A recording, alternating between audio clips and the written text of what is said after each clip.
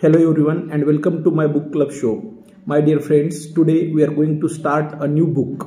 In this book club show, the title of the book is How to Stop Worrying and Start Living. This book is written by American writer Dale Carnegie. And in this book there are 30 chapters, and in this book he has told us how to control our fear, how to control our worry, and how to live life happily. So my dear friends, the book is very useful for living happy life. The book tells us many things which will help us to control our fear, to control our worry, to control our tension. That's why I am taking this book in a book club show. I liked this book because the book is very helpful for many of us to live tension-free life, because all of us are living a life which is full of tensions, which is full of worries, and which is full of problems. But here in this book, writer has told us how to control fear, or how to control worries in life, how to control anxieties in life. So my dear friends, now we are going to start this book, and the first chapter of this book is Live in Day-Tight Compartments. And in this chapter, writer has told us some things which will help us to control our fear, to control our worry, to control our anxiety. And in the very beginning of this chapter, writer gives us one example of a doctor. And writer says that in the spring of 1871, a young man picked up a book and read 21 words that had a profound effect on his future. A medical student at the Montreal General Hospital, he was worried about passing the final examination, worried about what to do, where to go, how to build up a practice, how to make a living. Dear friends, here writer has given an example of a young doctor. This doctor was studying in the final year of MBBS, and now he was worried about his life, about the final year examination. He was worried about final year examination, how to build a practice, where to go, what to do, and how to make his living. He was worried about these things. But what happened that he picked up one book. The book was of Dale Carnegie, writer's book, and he read that book, and in that book he read 21 words, and those 21 words helped him to manage his worry, to manage his stress. And my dear friends, this doctor after that became a successful physician. He became professor in 4 universities, and one of that university was Oxford University. He became successful in his life, and he himself opened a medical college of his own, and that college also became very famous. And one day, this man, after 42 years of his job, this man was giving speech to the students of Yale University. He was giving lecture to MBBS students in Yale University, and he told to those students in his speech that, my dear friends, people suppose me that I am a person of special talent. I am a person who has special quality talent, but now I am telling you that my intimate friends know that I am a mediocre person. Means I am not that much talented person. Then he said, you are saying that you are not a talented person, then what is the secret of my success?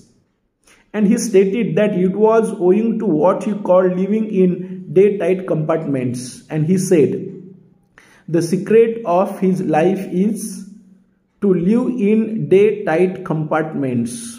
What is this formula of day-tight compartments? he said to the students, now your journey has started. Now you are going to complete your MBBS, and then you have to go far away in your life, and your journey is going to start, so that there will be a lot of tension in your life.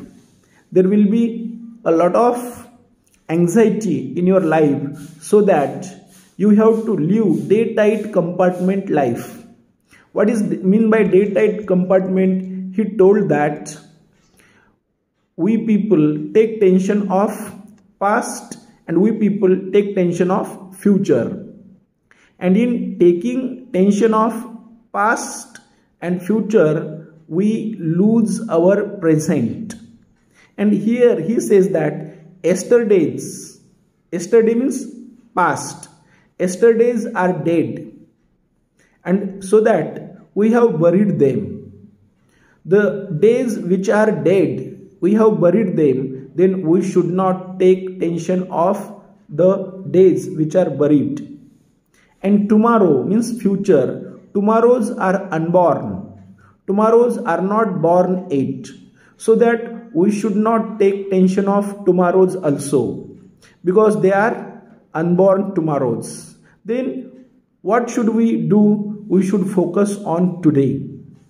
Since morning till bedtime,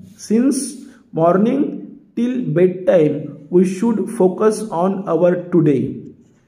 And we should live our today superbly. Whatever we have to do, we should eat on today. The best possible way to prepare for tomorrow is to concentrate with all your intelligence, all your enthusiasm on doing today's work superbly today.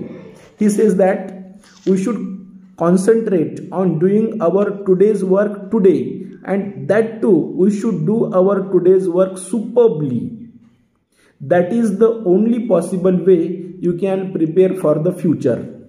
If we will focus on today, if we will do today's work today, and that too superbly, with full concentration, with full intelligence, and with full enthusiasm, if we will do today's work, then your tomorrow means your future will be bright.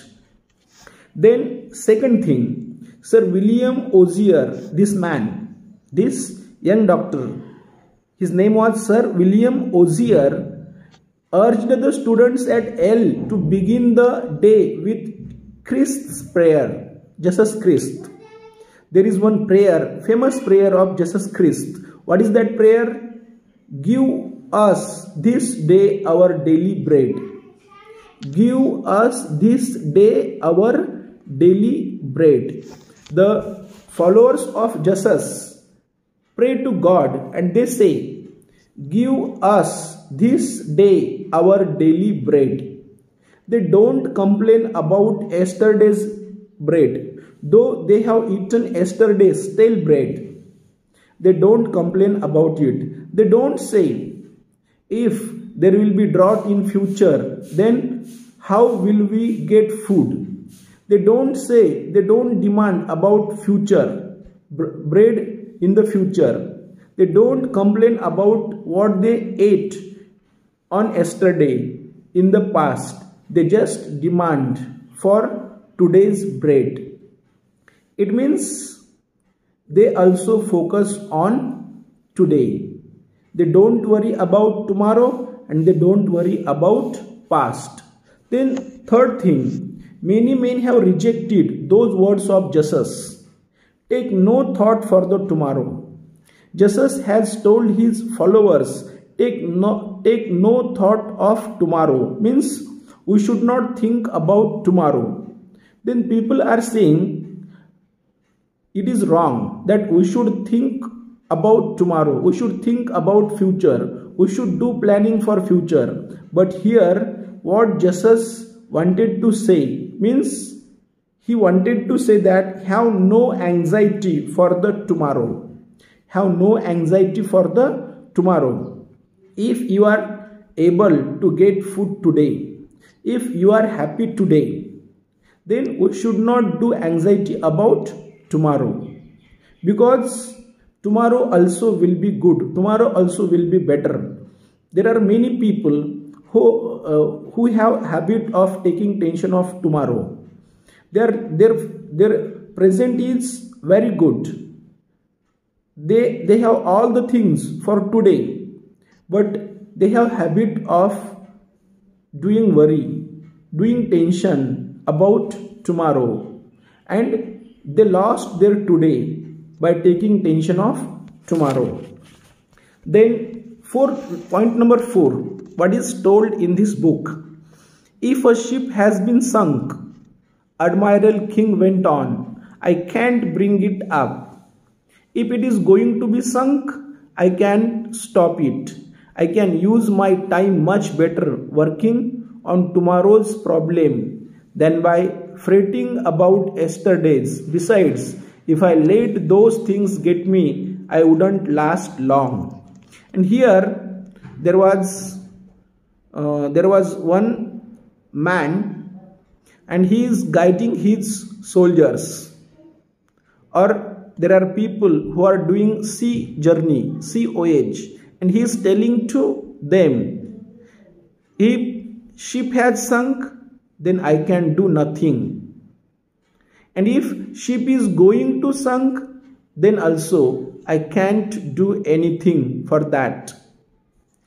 It means he here says that, we suppose there was some problem in past, then we should forget it, and we should not worry about tomorrow. And he says, if you are continuously taking tension of the past and taking tension of the future, then you will not last long. Means you will die early, you will die soon. Whether in war or peace, the chief difference between good thinking and bad thinking is this: good thinking deals with causes and effects and leads to logical, constructive planning. Bad thinking frequently leads to tension and nervous breakdown. How should be our thinking? Our thinking should be good thinking. We should think about the cause of the problem. We should think about what will be the result of that problem if we are not able to solve that problem. But bad thinking, if our thinking is bad, then what will be the result of our bad thinking? The result of our bad thinking will be tension and nervous breakdown. Just we will get tension if our thinking is bad. So we should keep away from bad thinking. The next point. I recently had the privilege of interviewing Arthur Hayes Sulzberger, publisher of one of the most famous newspapers in the world, New York Times. Mr. Sulzberger told me that when the Second World War flamed across Europe, he was so stunned, so worried about the future that he found it almost impossible to sleep. He would frequently get out of bed in the middle of the night, take some canvas and tubes of paint, look in the mirror and try to paint a portrait of himself. He didn't know anything about painting, but he painted anyway to get his mind off his worries. Mr. Sulzberger told me that he was never able to banish his worries and find peace until he had adopted as his motto 5 words from a church hymn, "One step enough for me." There was one man, Mr. Sulzberger. He was a soldier. Second World War was going on. And what was his work? His work was to unbury the buried men and then to send them to their family members, so that he was worried about it. He was worried about the war. So he was not able to enjoy his sleep. He was taking a lot of tension. He had 16 years old son, and he was thinking whether he will be able to meet his son or not. And that's why at night he would wake up and he would look in the mirror and he would try to draw a painting of himself, and he had no knowledge of painting. But to control worry, he was trying to paint of himself. Then he got one formula: one step enough for me. If he is able to go ahead one step, then it is enough for me. Lead kindly light, keep thou my feet. I do not ask to see the distant scene. One step enough for me. Means in these lines, writer says that don't worry about future. Just worry about today. Don't worry about tomorrow. The next point, in April 1945, writes Ted Benjermino, I had worried until I had developed what doctors call a spasmodic transverse colon, a condition that produced the intense pain. If the war hadn't ended when it did, I'm sure I would have a complete physical breakdown. And he said, my work was to help set up and maintain records of all men killed in action, missing in action, and hospitalized. I also had to help deinter the bodies of both Allied and enemy soldiers who had been killed and hastily buried in shallow graves during the pitch of battle. I told you that his work was the dead bodies which are buried. Once again, he would open those burial and send those dead bodies to their family members, and that's why he was taking too much tension. But then doctor told him, don't think about tomorrow, don't take tomorrow's tension. An army doctor gave me some advice which has completely changed my life. After giving me a thorough physical examination, he informed me that my troubles were mental.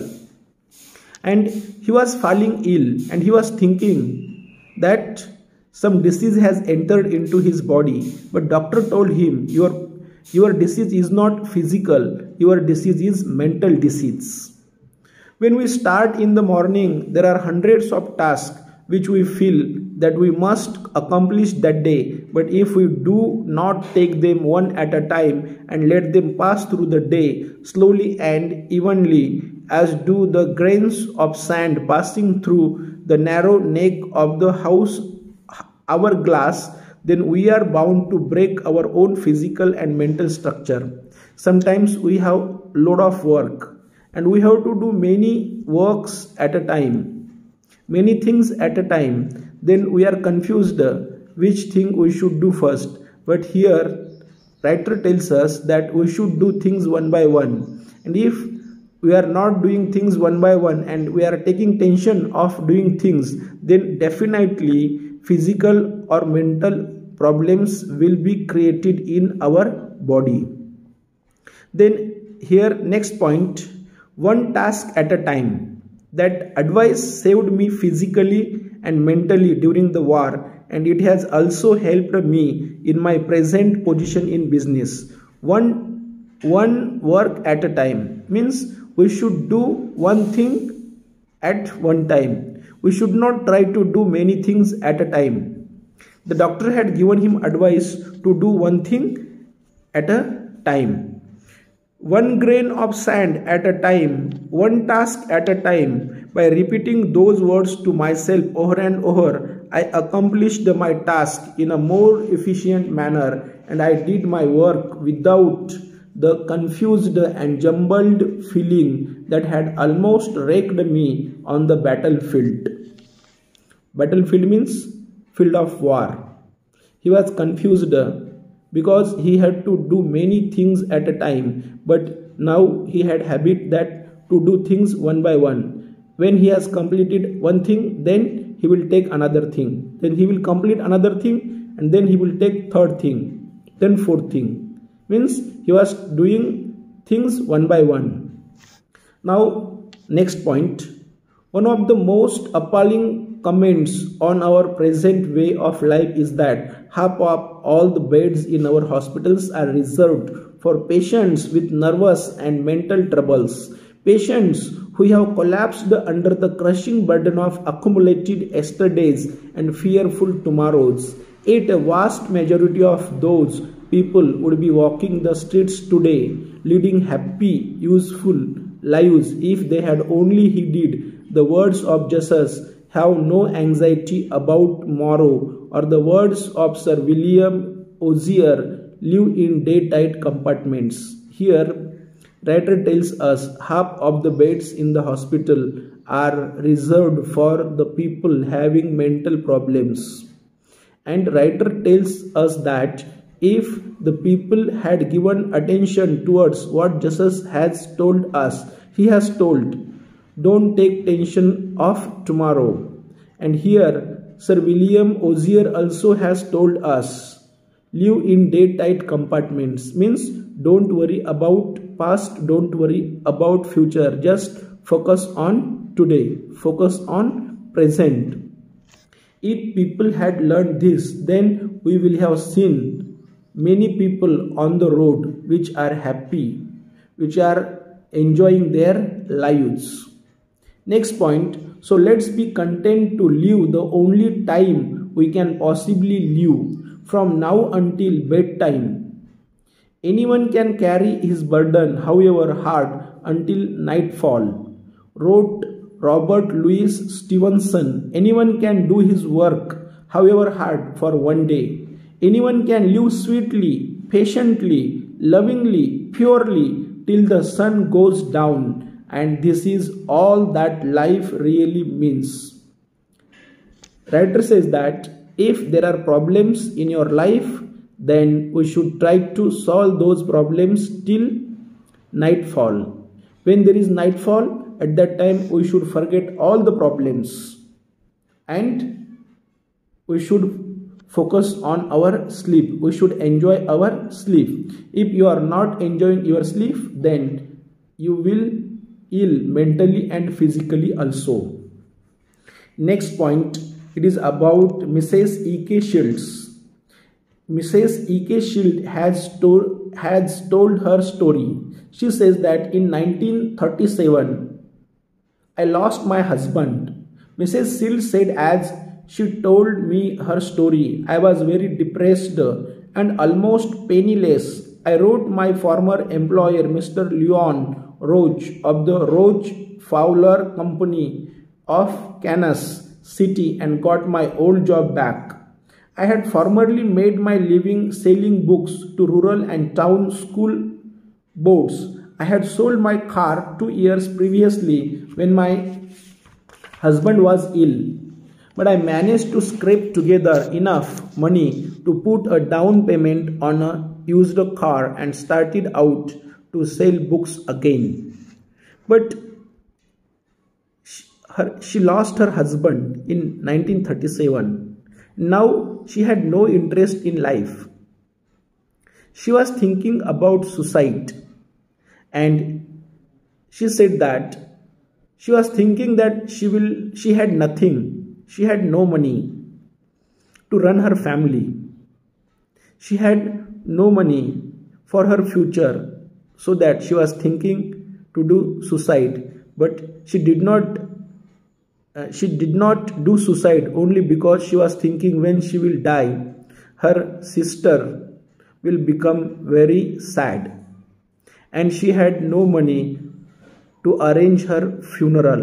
That's why she did not do suicide. And here she says, "I was afraid of everything, afraid I could not meet the car payments, afraid I could not pay my room rent, afraid I could not have enough to eat. I was afraid my health was failing and I had no money for a doctor. All that kept me from suicide were the thoughts that my sister would be deeply grieved and that I did not have enough money to pay my funeral expenses." And then, how she overcome this problem. Every day is a new life to a wise man. Then the formula which made her successful. Every day is a new life to a wise man. Then she thought that she had enough to live life for today. Because every day is a new life. Then she was not thinking about tomorrow. Tomorrow she had new life. I learned to forget the yesterdays and to not think of tomorrows. Each morning I said to myself, today is a new life.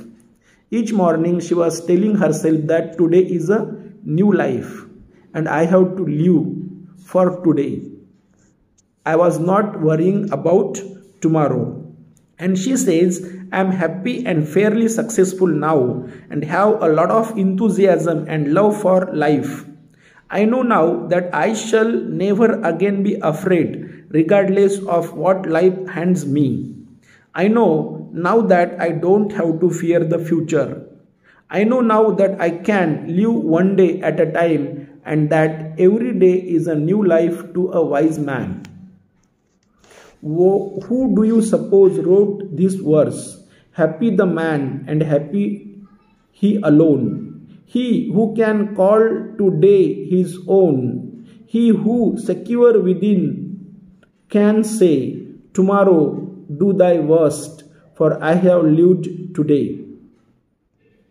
Those words sound modern, don't they? Yet they were written 30 years before Christ was born by the Roman poet Horace.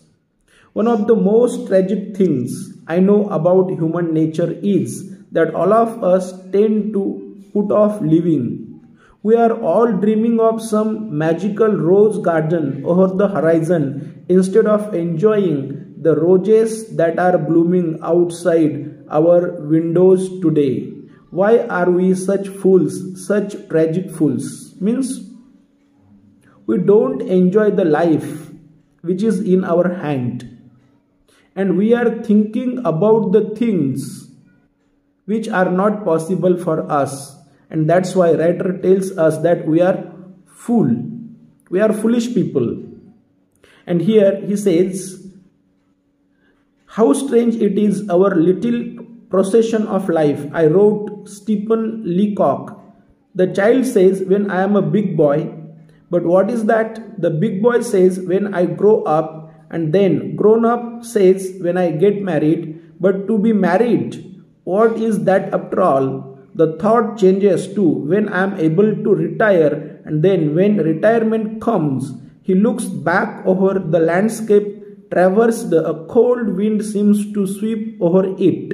Somehow he has missed it all and it is gone. Life we learn too late is in the living, in the tissues of every day and hour. And we'll say that when there is a small child, he says that when I will become younger, I will get a job, I will become happy. When he takes education, he gets job, then he says that when I will get married, I will become happy. He gets married, then he says that when I will be retired, then I will have a lot of time and I will enjoy my life. When he gets retired, at that time, he thinks about the past and he thinks that my life has a horror and I have nothing to live. And so here writer wants to say that we should enjoy every day. We should enjoy today. We should not think about tomorrow. Edward Ewas made his first money by selling newspapers, then worked as a grocer's clerk. Later, when 7 people depended upon him for bread and butter, he got a job as an assistant librarian. Small as the pay was, he was afraid to quit. 8 years passed before he could summon up the courage to start out his own. But once he started, he built up an original investment of $55 borrowed dollars into a business of his own that made him $20,000 a year. Then came a frost, a killing frost. He endorsed a big note for a friend and the friend went bankrupt. Quickly on top of that disaster came another. The bank in which he had all his money collapsed. He not only lost every cent he had, but was plunged into debt for $16,000. His nerves couldn't take it. I couldn't sleep or eat. He told me I became strangely ill, worry and nothing but worry, he said, brought on this illness. One day as I was walking down the street, I fainted and fell on the sidewalk. I was no longer able to walk. I was put to bed and my body broke out in boils. These boils turned inward until just lying in bed was agony. I grew weaker every day. Finally, my doctor told me that I had only 2 more weeks to live. I was shocked. I drew up my will and then lay back in bed to await my end. No use now to struggle or worry. I gave up, relaxed and went to sleep. I hadn't slept 2 hours in succession for weeks, but now with my earthly problems drawing to an end, I slept like a baby. My exhausting weariness began to disappear. My appetite returned. I gained weight. Here, this man tells his story. He had earned a lot of, and he had given some money to his friend, and that friend could not return his money. Then he had a lot of money in one bank. That bank also collapsed. That's why this fellow became mad. He was not able to eat and he was not able to sleep. But one day his doctor told him that he will live only for 2 weeks. Then he understood now everything is end, and he was waiting for his death. And he stopped worrying. He thought that now there is no use of worrying about these things, and he stopped worrying. And when he stopped worrying, then what happened? He was enjoying sleep, and his appetite also was awakened. He was taking food, and once again he became strong, and now he started his work, and once again he became a rich businessman. All the problems which were in his life, those problems were because of worry, because of tension. He was not able to sleep at least 2 hours every night. That's why he had become ill mentally, and he had become ill physically also. Here is the point of the story. Edward S. Evans would never have had the thrill of achieving these victories in business and in living if he hadn't seen the folly of worrying, if he hadn't learned to live in day-tight compartments. Everything changes except the law of change. You cannot step in the same river twice. The river changes every second, and so does the man who stepped in it. Life is ceaseless change. The only certainty is today. Why mar the beauty of living today by trying to solve the problems of a future that is shrouded in ceaseless change and uncertainty, a future that no one can possibly foretell? That's why seize the day. Yes, seize the day and make the most of it. Writer says that today we cannot solve the problems of tomorrow. So we should seize the today. Means we should live our life today. We should enjoy our today. Next point. Osier always kept on his desk a poem written by the famous Indian dramatist Kalidasa. Here is a poem. What is the poem? Look to this day, for it is life, the very life of life. In its brief course lie all the verities and realities of your existence, the bliss of growth, the glory of action, the splendor of achievement. For yesterday is but a dream, and tomorrow is only a vision. But today will lived makes yesterday a dream of happiness, and every tomorrow a vision of hope. Look well, therefore, to this day. Such is the salutation to the dawn. So the first thing you should know about worry is this. If you want to keep it out of your life, do what Sir William Osier did. He has told us to live life day tight compartment. Means in this chapter, writer wanted to say us that we should enjoy our todays. We should not repent for yesterday, and we should not worry for unborn tomorrow. We should enjoy our today. We should enjoy our present. This is the message of the first chapter. Dear friends, tomorrow we will take second chapter. If you like this video, please like it, comment on it, share it, and if you have not subscribed my channel, then don't forget to subscribe it. Thanks a lot.